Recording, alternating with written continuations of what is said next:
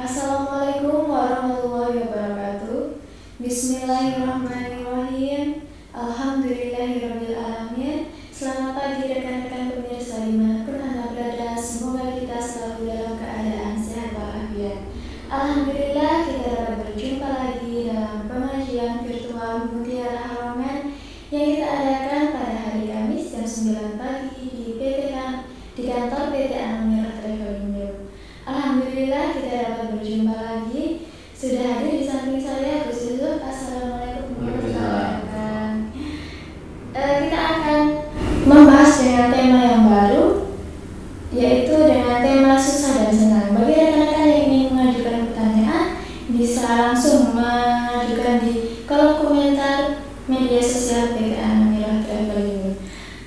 Sebelum kita lanjut nih, bagaimana nanti Gus akan membahas mengaplikasikan saat apa kita harus dalam keadaan susah maupun senang nih Gus. Langsung saja untuk waktu dan tempat saya persilahkan.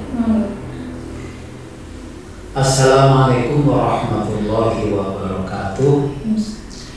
Bismillah walhamdulillah wassalatu wassalamu ala rasulillah wa ala alihi wa sahbihi wa mawalah, amma ba'du. Kepada para ulama, para habaib yang selalu kita taati, kepada pimpinan PT Anamira Travel Indo yang selalu saya hormati, Ibu Nyai Jauharoh yang selalu saya hormati, kepada para jamaah PT Anamira Travel Indo dimanapun berada yang selalu saya hormati. Pada kesempatan pagi ini kita memuji syukur kepada Allah Subhanahu wa Ta'ala karena kita masih diberikan petunjuknya, kita masih mendapatkan perlindungannya, kita masih mendapatkan kesehatan, dan sepatutnya kita mengucapkan alhamdulillahirabbil alamin atas itu semua. Sholawat dan salam semoga tetap tercurahkan kepada junjungan kita Nabi Muhammad Sallallahu Alaihi Wasallam, karena beliaulah yang mengantarkan kita menuju ridho Allah Subhanahu wa Ta'ala. Para jamaah PT Anamira Travel Indo dimanapun berada yang saya hormati, pada kesempatan kali ini tema kita adalah susah dan senang. Sebelumnya para jamaah, marilah sebelum pembahasan pengajian ini kita mulai, seyogyanya kita mengirimkan Al-Fatihah. Semoga kita mendapatkan keberkahan dari Allah dengan berkirim Fatihah kepada Rasulullah, sahabat dan keluarganya, dan juga guru-guru kita. Bismillahirrahmanirrahim. Ila hadratin Nabi Mustafa Sayyidina Muhammadin sallallahu alaihi wasallam wa ila abaihi wa ummahatihi wa azwajihi wa auladihi wa dzurriyyatihi wa sahabati ajma'in wa sahbihi minal anbiya wal mursalin wa tabi'in wa tabi'in tabi'in wa ila jami'i syekhina wa masyayikhina wa usul ila abaina wa ummina wa jami'il muslimin muslimat lahumul fatihah.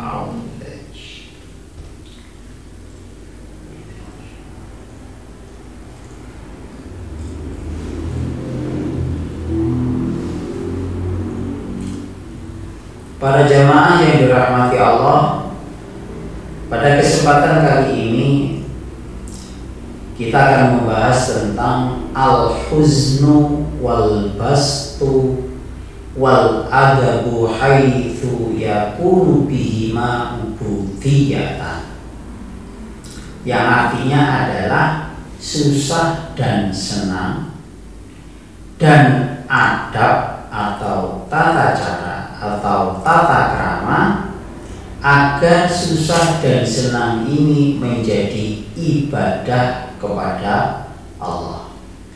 Para jamaah yang dirahmati Allah, tentunya kita semua pernah merasakan susah dan senang.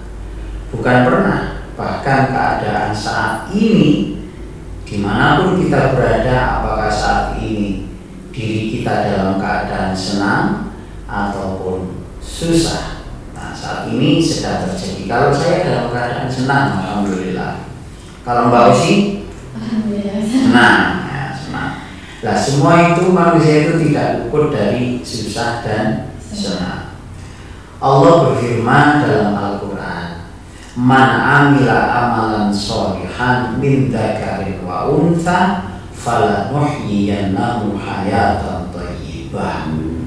Lah, yang artinya barang siapa yang melakukan amal yang soleh, perbuatan yang baik, baik laki-laki maupun perempuan, maka dia akan diberikan kehidupan oleh Allah hayatan thayyibah, kehidupan yang baik.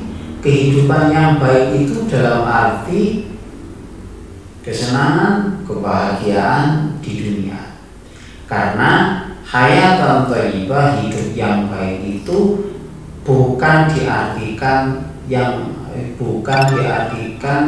ini apa yang selalu bergelimang harta, bukan seperti itu. Jadi makna dari hayatan thayyibah, orang yang beramal soleh, ya, beramal soleh laki-laki maupun perempuan akan sungguh-sungguh akan diberikan Allah, diberikan kehidupan yang baik, ya, kehidupan yang baik. Lah, berbicara tentang kehidupan yang baik itu sesuai dengan hadis Rasulullah yang sangat terkenal, yang kita semuanya sudah tahu bahwa pondasi Islam itu ada 3. Pondasi agama maksudnya. Pondasi agama itu ada 3. Jadi yang pertama adalah iman, kemudian Islam, kemudian ihsan. Iman itu adalah paling mudahnya kita pahami adalah beriman kepada Allah. Yang rukun iman itu ada 6. Ini harus kita lakukan. Yang kedua, Islam. Islam ini adalah rukun Islam itu yang mana di situ adalah perbuatan kewajiban yang harus dilakukan manusia, yang mana ini berhubungan dengan Allah.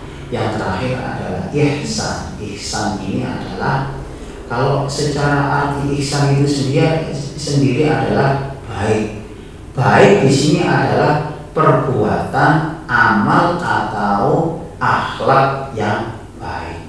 Maka pondasi agama itu seseorang itu bisa tegak jikalau 3 komponen ini semuanya dilakukan. Orang hanya iman kepada Allah tapi tidak sholat, hanya iman tapi tidak puasa, maka pondasi agamanya runtuh. Atau orang itu sholat saja tapi tidak iman, ya tidak mungkin, tidak sah sholatnya, percuma. Hanya sholat, melakukan rukun Islam tapi tidak mengimani Allah dan beberapa rukun iman yang lain. Atau seseorang itu iman Islam tapi tidak ihsan, akhlaknya buruk, ya, hubungan dengan sosial masyarakatnya buruk. Nah, ini termasuk agamanya akan runtuh, tidak kuat. Jadi 2 komponen ini, yang hubungan dengan Allah sebagai hamba dan hubungan manusia dengan manusia, ini harus berjalan dua-duanya. Makanya man amila amalan sholihan, barang siapa yang beramal soleh, maksudnya amal soleh adalah menjalankan iman Islam, kemudian begitu juga beretika yang baik dengan sesama makhluk, maka Allah akan memberikan kehidupan yang baik, ya. Hayatan thayyibah, akan diberikan kehidupan yang baik, yang bahagia.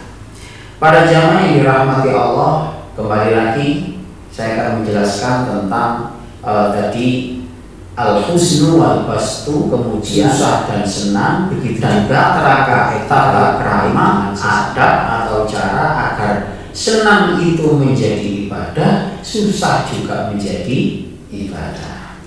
Pada jamaah yang dirahmati Allah, ya. Sekarang kita membahas tentang al-huznu. Al-huznu itu susah. Al-huznu itu susah itu ada dua. Yang pertama, al-huznu yu'rafu sababu. Itu yang pertama. Yang kedua, al-huznu la yu'rafu sababu. Yang pertama adalah yu'rafu sababu, susah yang diketahui sebabnya. Yang pertama. Yang kedua, susah yang tidak diketahui sebabnya.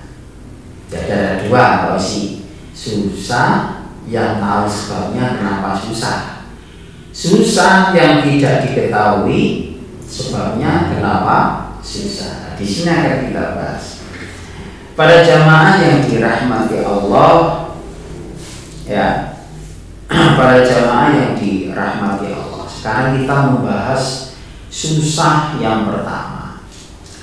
Susah yang diketahui sebabnya itu ada beberapa hal. Ya, ada beberapa sebab. Yang pertama adalah susah setelah melakukan dosa. Jadi habis melakukan dosa susah, sumpah. Habis melakukan kemaksiatan kepada Allah sumpah. Tapi orang yang susah karena setelah melakukan perbuatan dosa atau maksiat kepada Allah kok sumpah, ini masih baik. Menunjukkan apa? Menunjukkan hatinya ini masih urip, hatinya hidup. Tapi kalau orang itu setelah melakukan kemaksiatan kepada Allah kok hatinya biasa-biasa saja, itu tengere hati ini wis mati. Lah, hati yang mati itu disebabkan dari banyaknya perbuatan dosa yang dilakukan. Tidak harus besar. Melakukan dosa kecil, besoknya masih melakukan lagi, nanti lagi numpuk, dan dosa ini sekali melakukan dosa kecil itu seperti halnya noktah hitam yang ditempelkan di dalam hati nurani. Hati nurani itu putih, tapi karena banyak satu titik hitam, hitam, kemudian titik lagi sampai penuh semuanya menjadi hitam.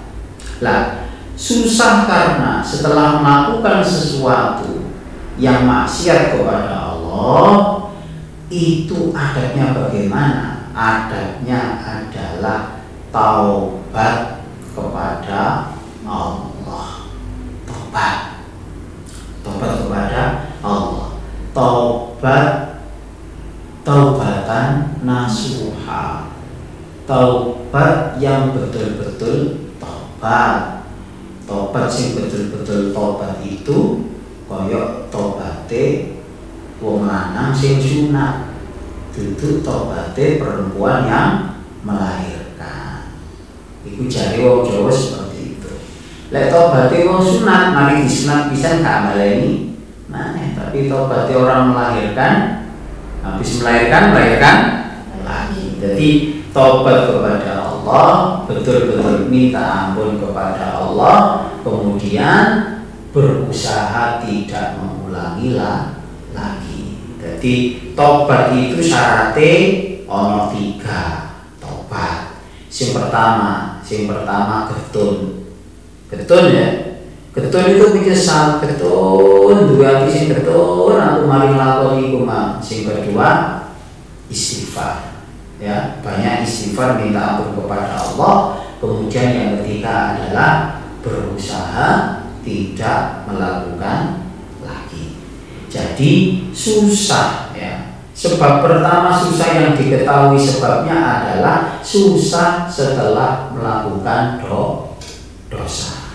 Nah, itu. Jadi dengan bagaimana susah itu agar menjadi ibadah, maka orang yang susahnya karena setelah melakukan dosa kudu taubat kepada Allah Subhanahu wa Ta'ala. Yang kedua sebabnya adalah karena harta yang hilang. Hartanya hilang, jadi kehilangan harta, kemudian kehilangan harta itu ya dibujuki wong, dibujuki rekan, ditipu, ya direkayasa, akhirnya kehilangan hartanya, mendapatkan kerugian yang sangat. Ini termasuk salah satu susah sing bisa diketahui karena kehilangan harta. Bagaimana kesusahan ini agar menjadi apa? Bagaimana kesusahan ini agar menjadi ibadah? Maka tata keramanya, adabnya adalah taslim kepada Allah. Taslim itu apa sih? Dibalekno maneh kepada Gusti Allah. Kita harus ingat-ingat bahwa semua harta ini adalah milik dari Allah, milik dari Allah. Seperti itu. Jadi saya teringat ketika saya ngaji, ini adalah kalam mutiaranya Imam Syafi'i. Imam Syafi'i mengatakan wa kullu syai'in idza faraqtahu iwadun wa laysa lillahi in faraqtahu iwadun. Itu bisa dilakukan.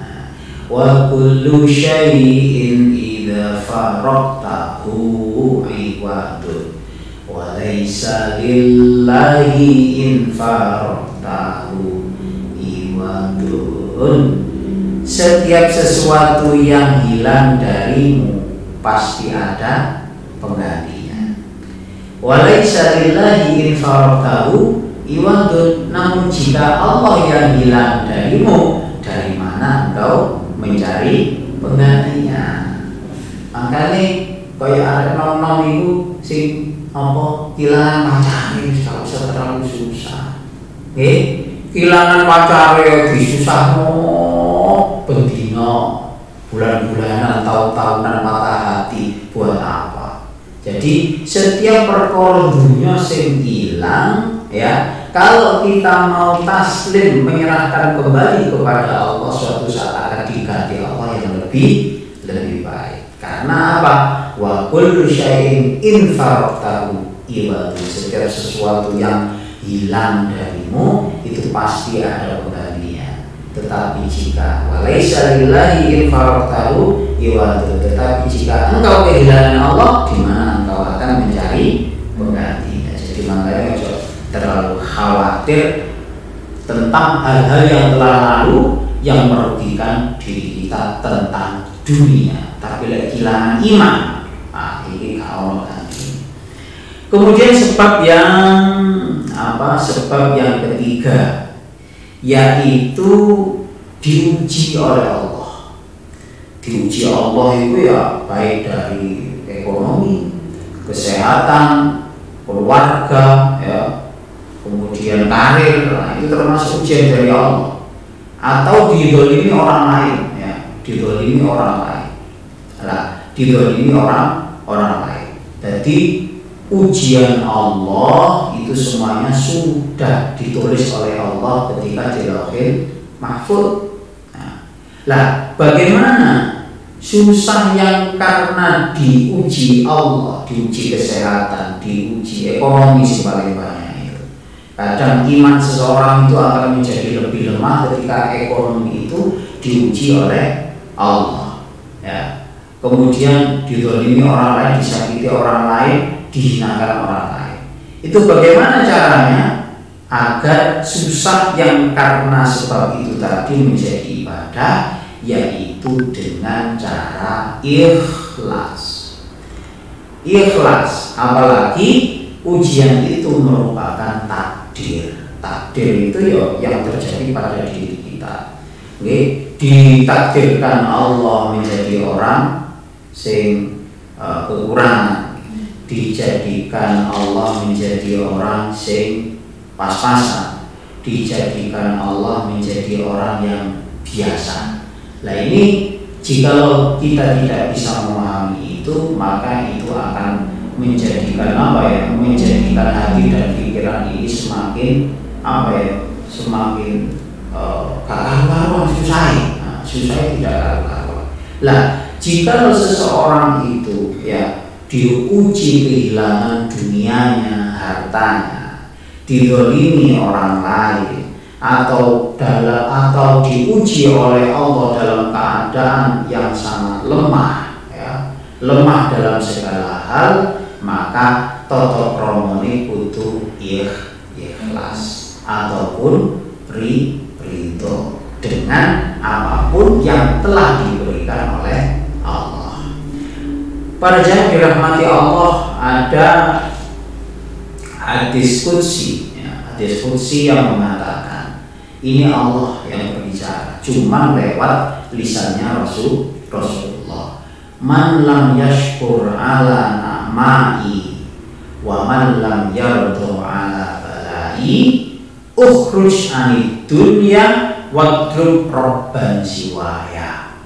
Yang artinya, barang siapa yang tidak bersyukur atas nikmatku, nikmat itu ada, bisa ngomong, punya mata yang sehat, punya mulut yang bisa berbicara, punya wajah yang tidak harus cantik, maksudnya itu tidak harus buangan sekali, tapi diberikan wajah yang normal seperti menungso, jadi menungso tapi lagi kok tidak seperti itu, maksudnya itu nikmat atau nikmat yang lain. Kita masih bisa di rumah itu masih bisa goreng tempe, masih bisa gawe kopi, masih bisa goreng kerupuk. Kalau makan masih ada sambelnya, ono lawe, ono janane. Ini kecil-kecil tapi nikmat. Kita punya baju tapi baju yang tidak juga terlalu bagus seperti mereka. Dua HP, walaupun hanya seri berapa nih, murah ini, tapi masih bisa digunakan. Kita masih punya sepeda motor, walaupun yang lain itu punya mobil yang lebih bagus, tapi kita bisa naik motor. Kita masih punya tempat tinggal yang layak, itu termasuk nikmat. Jangan diperbandingkan dengan yang lebih, karena takdir seseorang itu berbeda. Lah, Allah berfirman dalam hadis qudsinya, "Malam yashkur ala na'mai", barang siapa yang tidak bersyukur atas nikmatku, wa man lam yardo ala balai, dan barang siapa yang tidak bisa ridho atas ujianku, sapa wong iki iso syukur, sapa wong iki iso ridho atas ujian, ukhruj anid dunya, kata Allah. Allah berfirman seperti ukhruj anid dunya, metu apa teko dunyaku, teko alamku, metu wadrub robban siwaya, dolek pangeran liyane aku, insyaallah. Terus umpama kita ini diusir Allah, metu dunia, metu nanti kita katakan terbang keluar dari atmosfer, lalu alam ini masih ciptaane Allah. Kita akan mencari alam di mana lagi, padahal semua itu ciptaan Allah. Terus yang paling medeni dolek utlub robban siwaya, carilah Tuhan selain aku. Boleh nanti dolek siapa? Ya dari Gusti Allah, kalau mana ada Gusti Allah. Jadi ini termasuk mengancam. Carilah dikongkon dolei pangeran dia Gusti Allah. Ini kan sangat menakutkan sekali.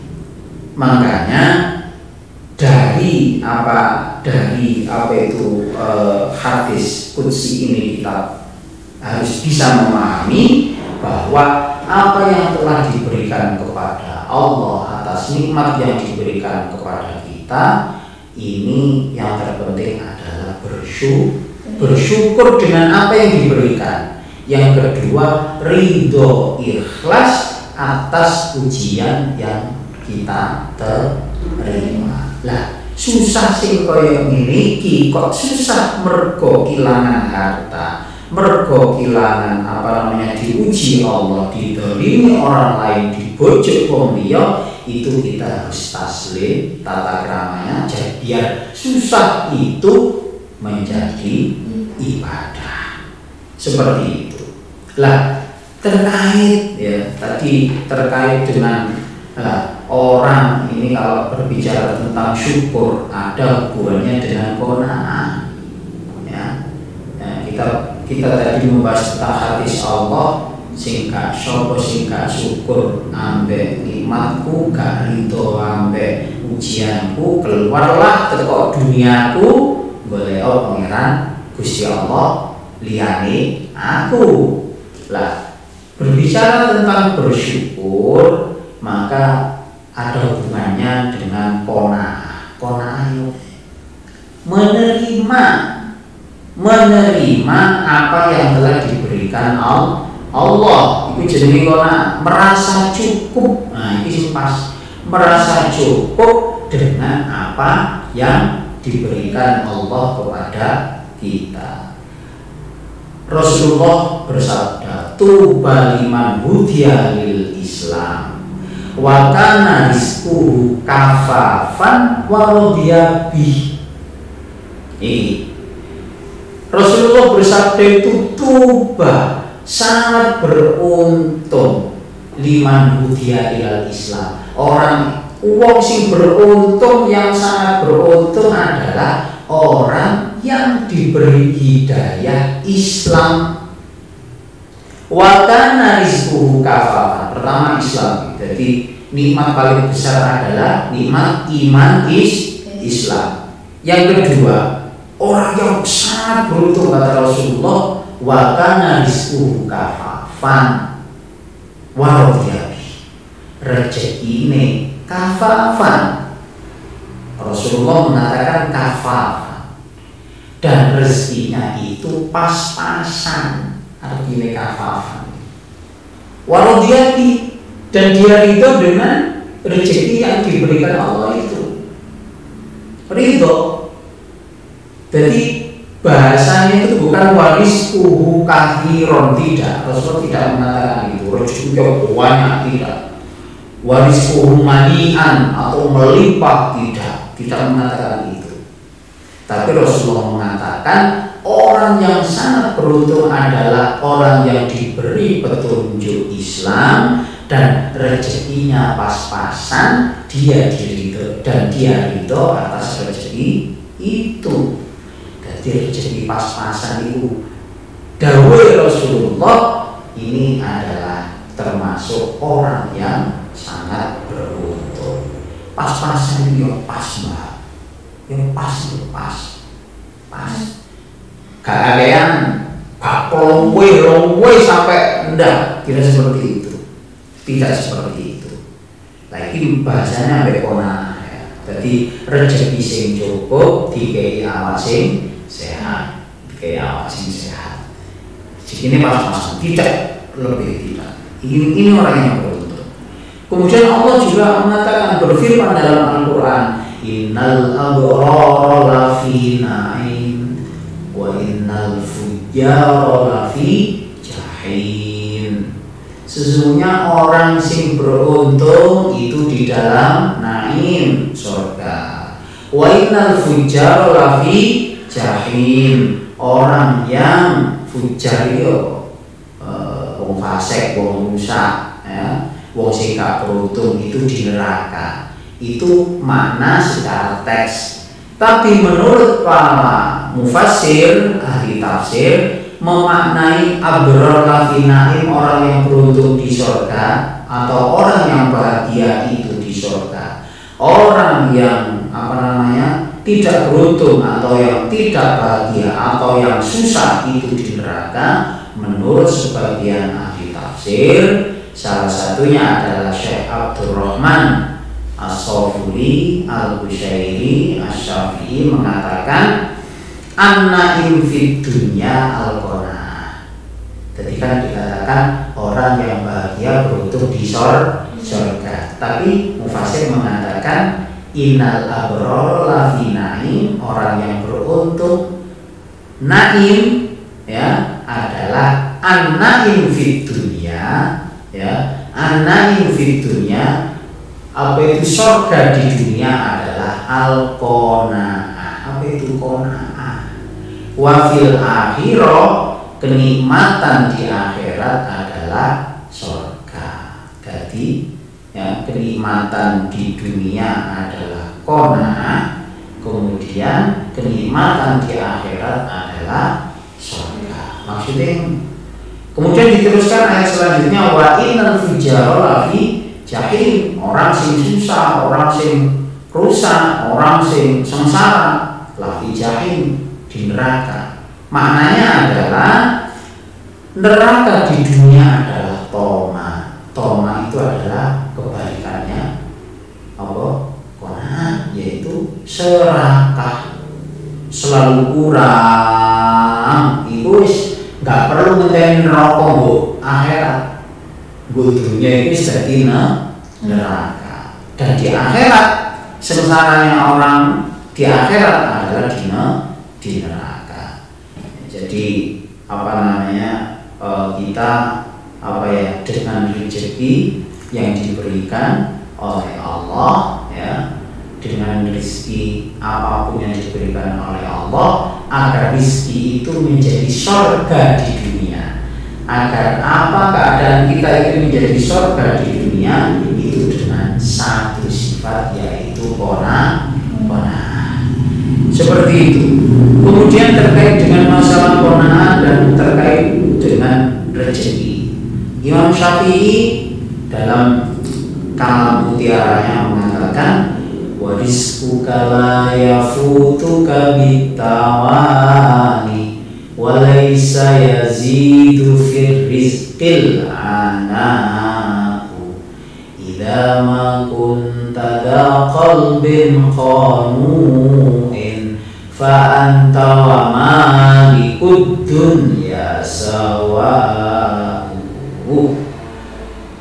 Kanjeng Nabi ini Kanjeng Nabi Imam Asy-Syafi'i mengatakan dalam Kalam Mutiaranya, wa rizquka la yafutuka bitawani, rizkimu itu tidak akan hilang sebab engkau santai-santai. Santai itu apa ya? Santai nyambut gawe santai sawono. Mengapa seperti itu? Rizki tidak akan hilang. Rizkimu tidak akan hilang sebab engkau santai-santai. Kayak aku ini duduk santai. Liane yang pasar aku ini. Ya. Kenapa seperti itu? Karena apa? Rizki itu wis sudah ada bagiannya dari Allah.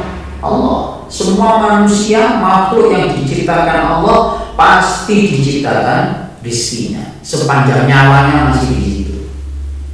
Ya.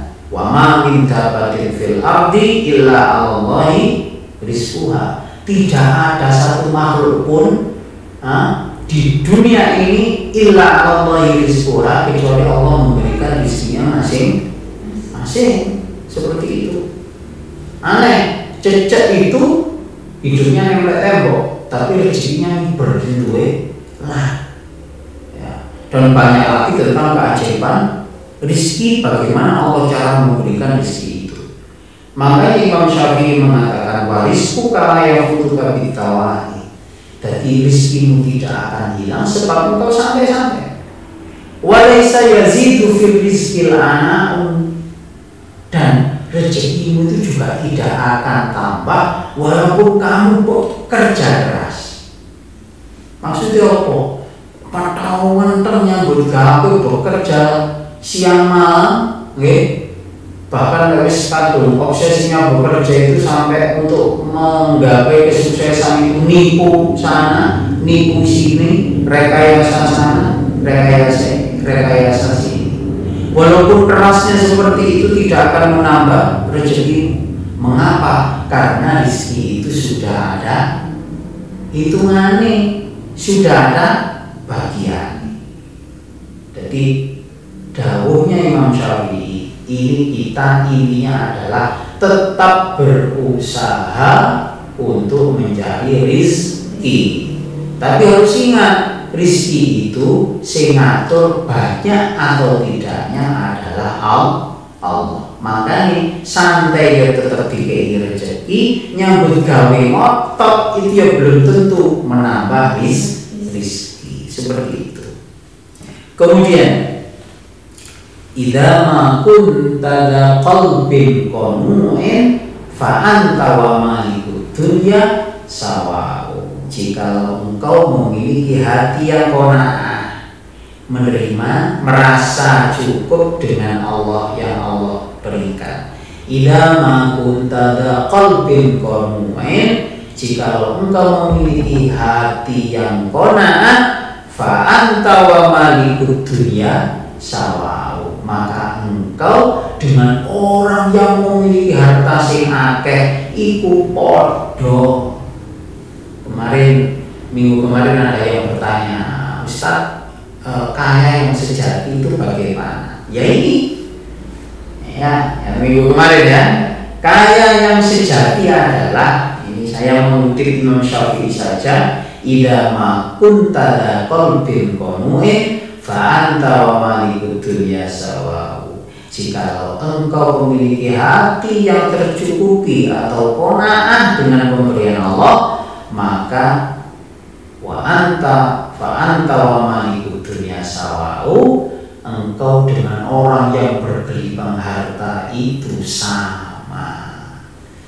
Jadi soge itu teko hati. HP ku ini mau bisa orang pencahayaan, tapi saya cukup dengan ini mau bisa digunakan. Mbak Osi HP-nya lebih baik, lebih bagus, tapi aku cukup, ya kan? Saya cukup dengan HP saya sih seperti ini, cukup, dan saya tidak merasa butuh. Sing koyo iki, aku butuh itu akhirnya aku mikir ini harganya 2 juta ke atas. Ya, iki lek tak dol paling 700. Akhirnya aku mikir dole, padahal saya sebenarnya sudah punya HP. Dewa utang dole buat apa? Nah, seperti orang sih kekurangan yang aku lakukan. Ya, para jamaah yang dirahmati Allah, tadi banyak sekali ya yang kita bahas tentang susah ya, tata krama susah yang diketahui. Para jamaah yang dirahmati Allah, tidak terasa lebih dari setengah jam kita akan lanjutkan susah yang tidak diketahui sebabnya. Mbak Osi pernah susah sih menang-menang susah? Tangi turun, tapi menang-menang sumpah kayak lakoy. Pernah? Pernah. Sering? Nah, pinter ya. Kalau saya sering, dan saya kira para jamaah PT An-Namirah Travel Indo yang saya hormati pernah merasakan itu. Jadi mau menang-menang ya sumpah kauno sebabnya, padahal istri ada, suami ada, anak sehat, makan tercukupi, semuanya tercukupi. Tapi kok tiba-tiba disumpah? Tiba-tiba sumpah. Lah, kalau sudah susah yang tidak diketahui ini sebabnya tidak diketahui menang-menang sumpah, itu sudah menyerang diri kita, maka bagaimana toto corone? Ya, biar menjadi ibadah. Tata caranya adalah diam adanya. Diam, menang itu ada 3. Jangan berbicara. 1, jangan melakukan aktivitas. 2, ketiga, jangan ada keinginan. Lagi aneh biasa lagi. Lek sumpah mau bayangan apa mana sumpah tapi nyekel duit. Udah nanti.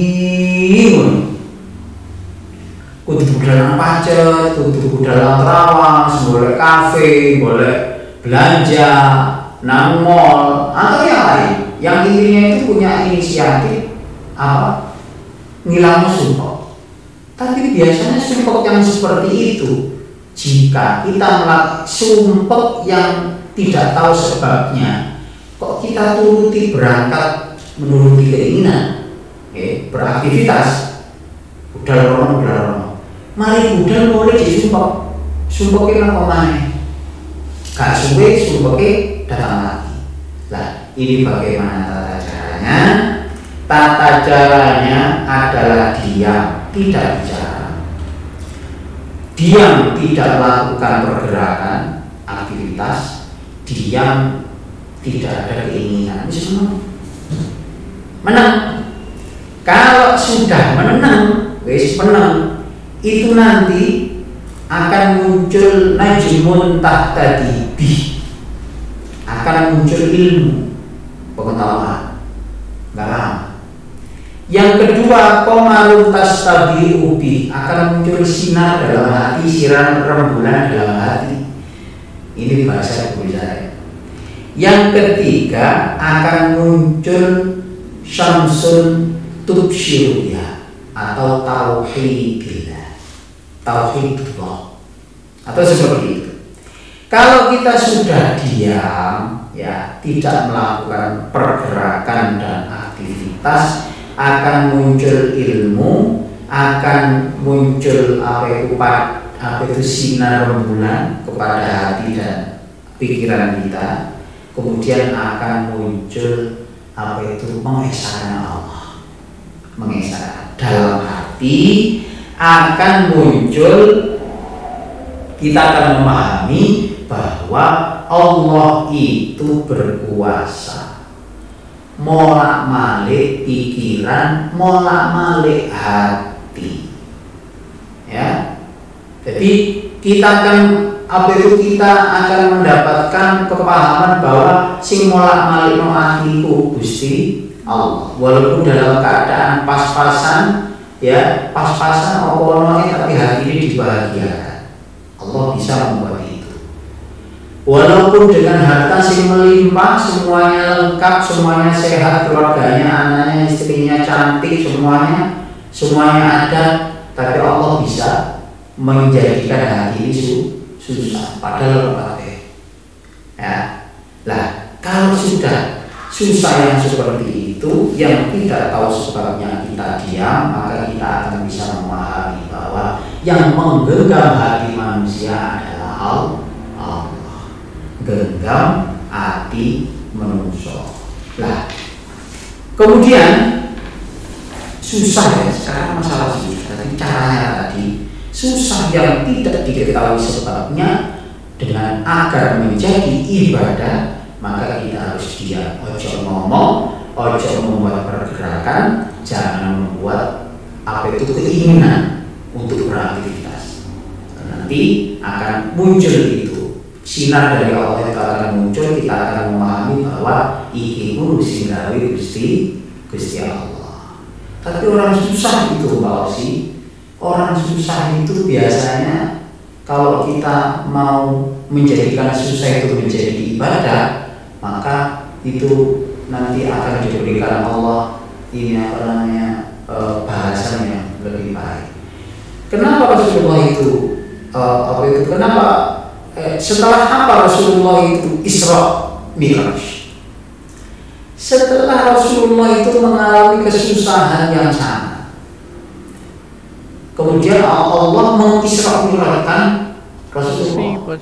Isra Mi'raj itu melenceng, munggah nang langit, nonton surga, nonton neraka, nonton langit pertama kedua sampai ke rumah Gusti Allah. Ya, itu setelah apa? Jadi setelah Rasulullah Isra dan Mi'raj, itu setelah Rasul di Isra Mi'rajkan Allah, itu setelah Rasulullah mengalami kesusahan yang sama.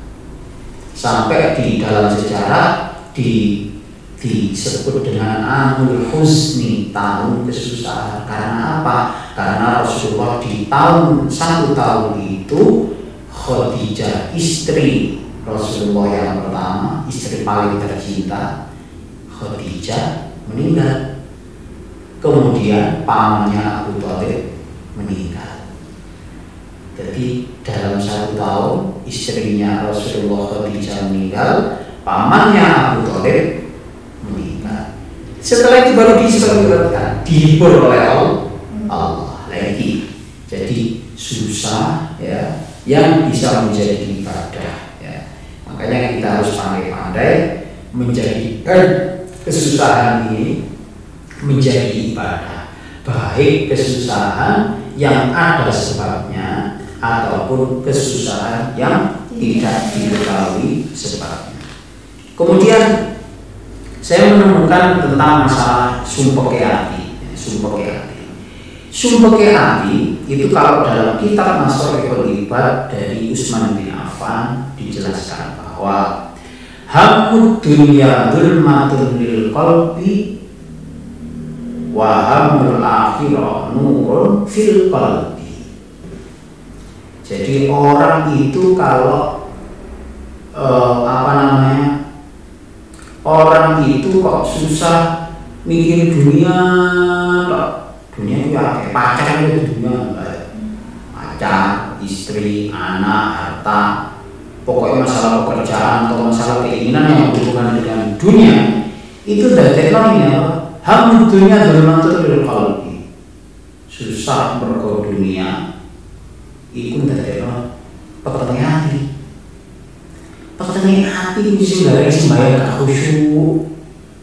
Ya, sing gawe sembahyang males, wiritan iku males, yaitu karena kita ini terlalu banyak berkecimpung di dunia. Apa itu tendensinya adalah uang. Lha iku sing gawe tendensinya uang. Lha iku makanya tadi orang ikhlas itu memang betul. Karena orang itu kok kurang ikhlas, maka konsekuensinya adalah pada psikologi. Psikologi ini dadekno dadekno susah, dadekno sumpek yang menimbulkan penyakit. Jadi hammud dunya susah karena urusan dunia, urusan harta dan yang lain, konco-konconya harta itu dadekno hati peteng itu gak sumpek. Tapi kok susah mergo akhirat iku madano ati. Ya Allah, jangan minat guru sholat duha jam 09.00. Tapi aku memang guru sholat duha, budal memang guru sholat duha. Lah susah sing koyo ini sing gawe neno madano ati. Seperti itu. Makanya penting kita apapun yang kita lakukan di dunia ini jangan tendensinya itu hanyalah perut, ya, perut, hanya perut, kepentingan pribadi, jangan seperti itu. Karena tidak ada nilainya,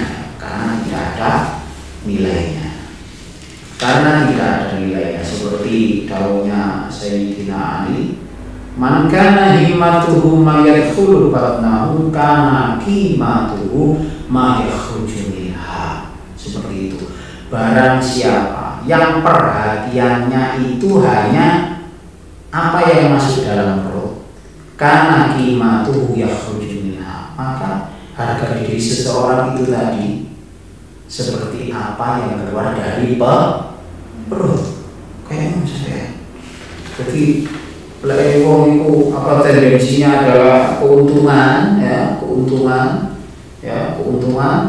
maka menurut Sayyidina Ali orang yang ikut tendensinya adalah apa yang masuk dalam perut dari kepentingan pribadi, maka karena qimatuhu ma yakhruju minha, maka harga diri seseorang itu seperti apa yang keluar dari perut. Para jamaah yang dirahmati Allah, ini sudah jam 9.54, sebentar lagi jam 10. Ya, masih ada senang ya. Ini cukup agak ini. Ada pertanyaan? Masih belum ada yang bertanya. Kita teruskan lagi. Tinggal berapa menit? 5 menit, 6 menit. Tinggal 6 menit lagi. Para jamaah yang dirahmati Allah, sekarang kita membahas tentang senang. Padahal ini kalau diceritakan panjang sekali, lebih dari satu jam. Sekarang kita melanjutkan tentang senang, al-bastu.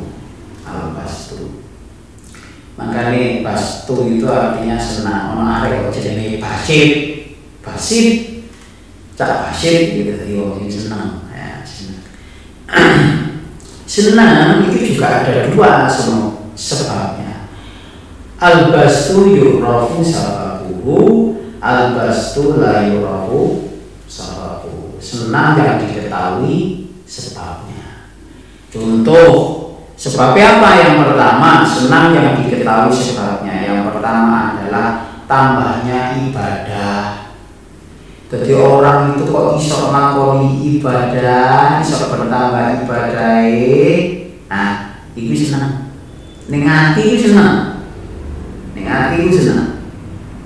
Lah, adabnya bagaimana ibadah kita bertambah agar ibadah kita ini menjadi betul-betul ibadah. Senang, ya, senang yang itu tadi menjadi ibadah. Kita harus ingat bahwa ibadah kita, amal kita ini semua adalah dari kebaikan Allah.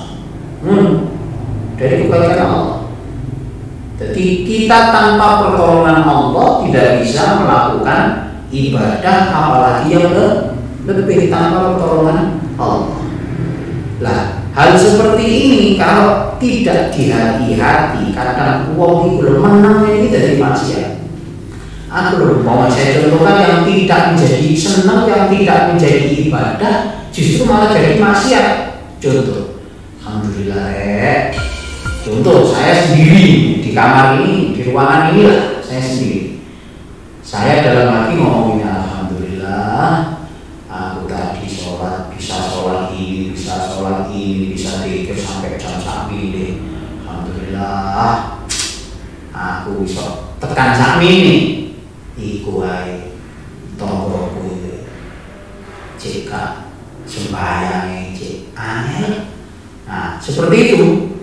Akhirnya dia merasa apa, dirinya lebih baik. Lagi ini menjadi senang sih, justru dengan senang itu tidak menjadi ibadah, justru malah menjadi maksiat. Makanya wong dhewe iku iso nglakoni maksiat ning Gusti Allah karena sebab apa? Merasa dirinya lebih baik. Karena anak-anak apa sih perbuatan amal-amal baik sih dia lakukan. Yang kedua, bertambahnya harta. Hati ini senang berkembali oleh tambahan harta atau mendapatkan kehormatan. Ya, nah itu biar senang ini menjadi ibadah, harta ini menjadi ibadah. Ini bahas senang nih, proses senang ini jadi ibadah, maka kita harus ingat bahwa apa semua yang diberikan Allah bentuknya harta atau kehormatan itu semuanya dari Allah. Dari Allah. Yang ketiga, sebab senang sih kita tahu sebabnya. Dipuji orang itu termasuk kehormatan, dapat harta karena oleh pujian akhirnya. Lah, itu bagaimana agar senang karena dipuji orang itu menjadi ibadah, bukan malah menjadi senang sih maksiat. Adabnya adalah kita bersyukur kepada Allah atas apa yang ditutupi Allah yang ada dalam diri kita. Asyukru bima satarallahu alaika.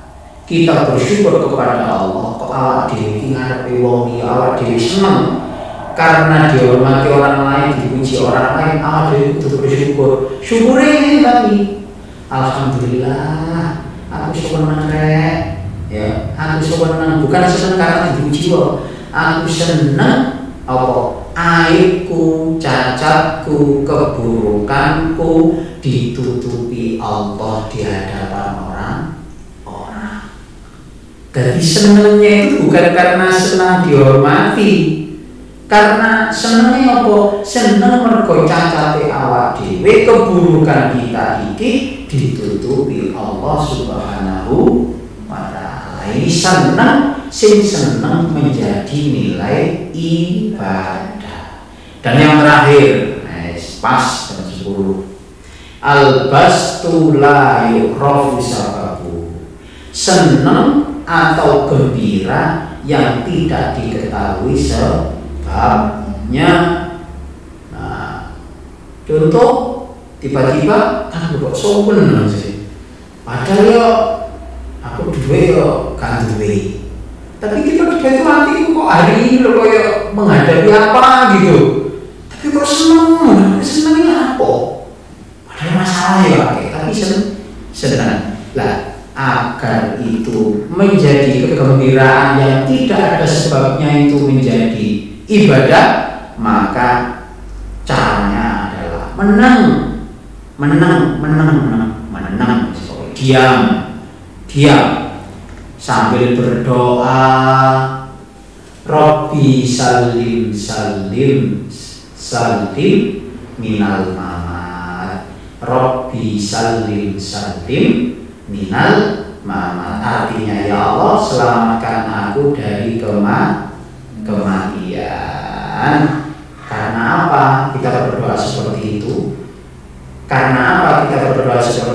Karena kegembiraan yang tidak ada sebabnya, ya, yang tidak diketahui sebabnya, kok menang gembira, itu adalah pemberian dari Allah Subhanahu wa Ta'ala. Saya kira seperti itu, Mbak Osi. Ada pertanyaan? Kalau ada, mungkin bisa. Kalau ada pertanyaan kita akan jawab di sesi selanjutnya minggu depan, pertemuan selanjutnya. Ya, saya sampaikan mungkin ada pertanyaan tentang ibadah. Para jamaah kita Anamiroh dimanapun berada, mungkin terkait masalah ibadah bisa dikirimkan di Facebook ya.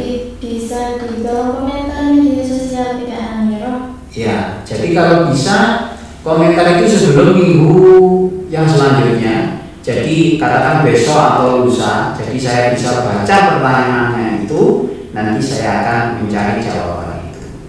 Nah, jadi pas pengajian minggu depan itu saya bisa menjawab dengan referensinya, gitu. Bisa menjawab dengan referensinya. Ya, cukup. Terima kasih Ustaz atas penjelasannya untuk pengajian pada pagi hari ini. Alhamdulillah semoga kita dapat manfaat apa yang disampaikan. Sedikit kesimpulan untuk pengajian pada pagi hari ini, kita merasa susah senang yang ada sebabnya maupun tidak ada sebabnya untuk menjadi ibadah kepada Allah, dan juga kita harus selalu merasa bersyukur atas segala pemberian yang diberikan oleh Allah dalam hidup ini. Semoga kita dapat berkah dan manfaatnya. Terima kasih rekan-rekan yang selalu mengikuti pengajian virtual Mutiara Al-Men. Yang ingin mengajukan pertanyaan kita akan jawab di pertemuan selanjutnya, yang langsung saja di kolom komentar media sosial PT Anamiroh Televindo, bisa melalui Facebook, YouTube maupun Instagram. Terima kasih Ustaz atas kehadirannya. Kita dapat bertemu minggu selanjutnya. Terima kasih rekan-rekan. Wassalamualaikum warahmatullahi wabarakatuh. Waalaikumsalam.